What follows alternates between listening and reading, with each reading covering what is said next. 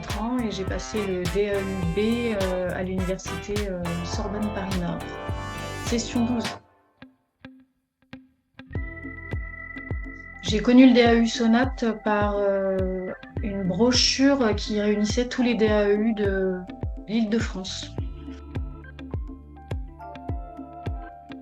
J'ai voulu passer mon DAEU parce que je voulais reprendre mes études, aller à l'université et j'avais juste un CAP et un BP coiffure, donc ça comptait pas comme un bac général. Du coup, j'ai passé le DAUB avec les matières obligatoires français et maths et j'avais choisi comme option chimie et SVT. Comme je voulais partir dans la formulation cosmétique, ça me paraissait un peu logique de choisir ces matières-là.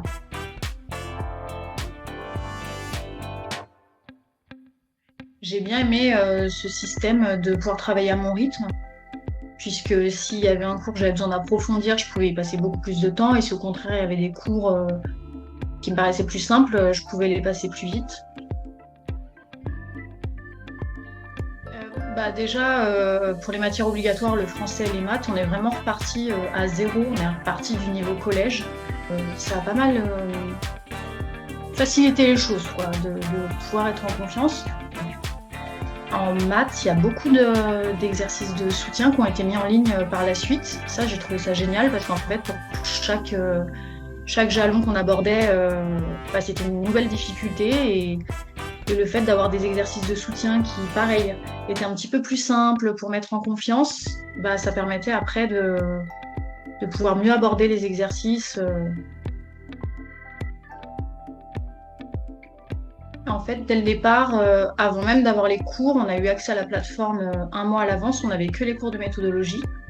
Et c'est vrai que ça m'a permis, moi, de faire un planning et de pouvoir m'organiser, de savoir un petit peu où j'allais.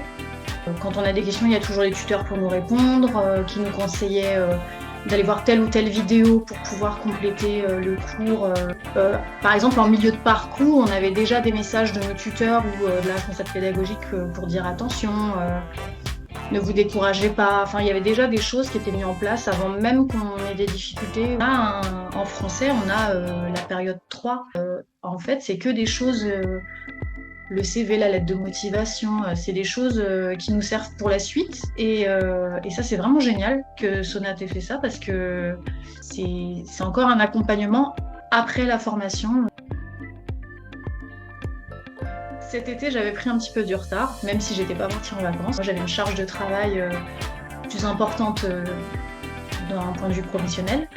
Du coup, j'ai demandé des délais à mes tuteurs pour rattraper mon retard. Du coup, à partir de l'été, quand j'ai eu des délais par les tuteurs pour rattraper mon retard, j'ai refait un planning et vraiment, ça me permettait de m'enlever du stress, en fait.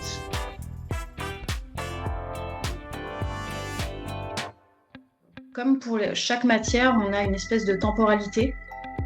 Je m'étais fait un tableau avec toutes les temporalités de toutes les matières, mois par mois, pour savoir à peu près qu'est-ce que je devais viser comme objectif, combien de jalons je devais faire par matière par mois. Et ça m'a beaucoup aidé pour savoir si j'étais dans les temps ou pas.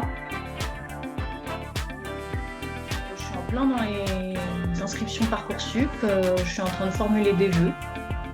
Au départ, après un bilan de compétences, je voulais partir dans la formulation cosmétique. Mais je réfléchis...